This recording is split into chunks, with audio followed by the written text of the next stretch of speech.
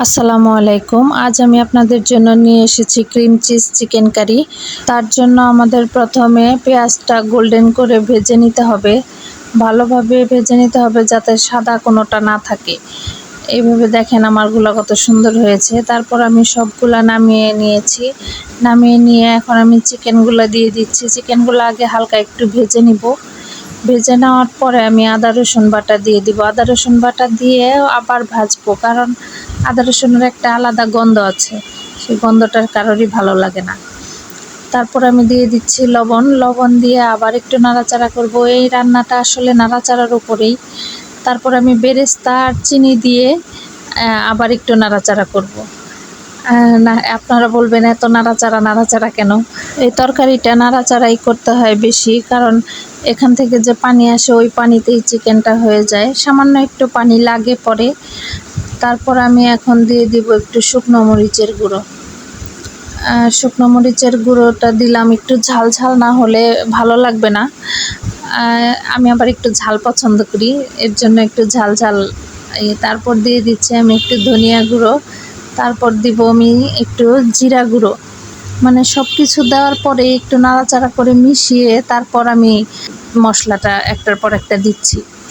মশলাগুলো দেওয়ার পরে আবার আমি ভালোভাবে কিছুক্ষণ নেড়ে চেড়ে মিশিয়ে নিব। মেশাতেই হবে, কারণ এটা আমার বললামই তো নাড়াচাড়ার উপরে রান্না। তারপরে যে হালকা একটু পানি দিয়ে দিব। পানি দেওয়ার পরে এটা ভালোভাবে নেড়ে চেড়ে মেশাতে হবে। না মেশালে এটা ওই মশলাগুলো একদিকে থেকে যাবে। আর এটা নাড়াচাড়া করতেই হবে, যাতে মশলাগুলো মাংসের গায়ে গায়ে লেগে থাকে সব সময়, কারণ না হলে মাংসের ভিতরে কিছু ঢুকবে না। এই তো আবার নাড়াচাড়া নাড়াচাড়া করতে করতে আমি পানিগুলো শুকিয়ে ফেলেছি।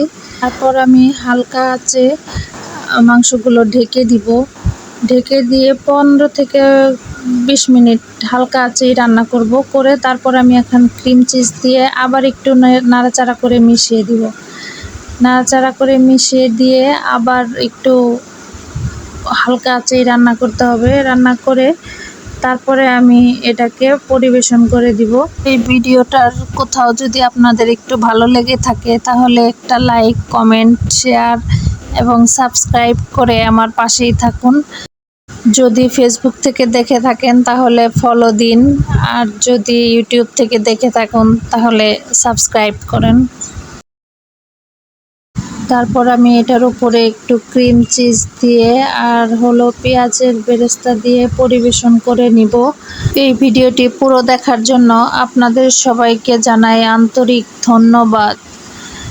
সবাই আমার জন্য দোয়া করবেন।